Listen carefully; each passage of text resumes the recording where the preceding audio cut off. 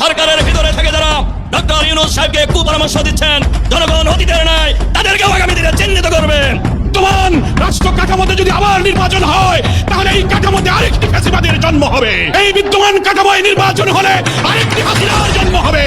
বাংলার মানুষ আর ফ্যাসিবাদ জন্ম হতে দেবে না। ভাই এবং বন্ধুগণ, আপনারা শুনেছেন সরকারের প্রতিশ্রুতি ছিল, জনগণের প্রত্যাশা ছিল সংস্কার করতে হবে। আওয়ামী লীগ ফ্যাসিবাদী আমলে সংবিধান কাটাছেড়া করে লন্ডভন্ড করেছে।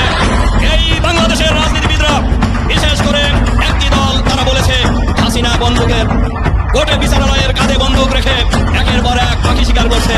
আমরা লক্ষ্য করছি বাংলাদেশের রাজনীতিতে বাংলাদেশের মানুষের যে দাবি জুলাই সনদ বাস্তবায়ন করতে হবে, এই জুলাই সনদ বাস্তবায়নের ক্ষেত্রে তারা প্রতিবন্ধকতা সৃষ্টি করছে, জনগণ তাদেরকে চিহ্নিত করবে।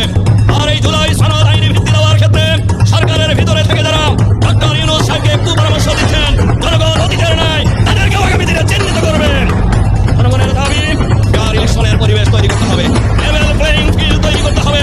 সরকার যদি এক্ষেত্রে দুর্বলতার পরিচয় দেয়, একটি শ্রেণী আওয়ামী স্টাইলের নির্বাচন করার স্বপ্ন দেখছে, আমরা সরকারকেও বলবো, তাদেরকেও বলবো, বাংলাদেশের মাটিদার আওয়ামী স্টাইলের কোন নির্বাচন বাংলাদেশের জনগণ আর হতে দেবে না ইনশাআল্লাহ।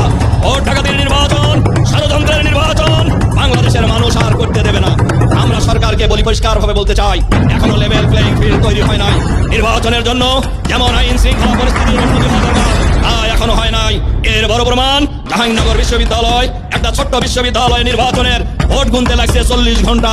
কাজেই আমরা কেন 40 ঘন্টা লাগলো, জাতিকে আর বোকা মনে করার কোনো কারণ নেই। পরাজিত হওয়ার আশঙ্কায় ভোট বানচালের ষড়যন্ত্র করেছিল।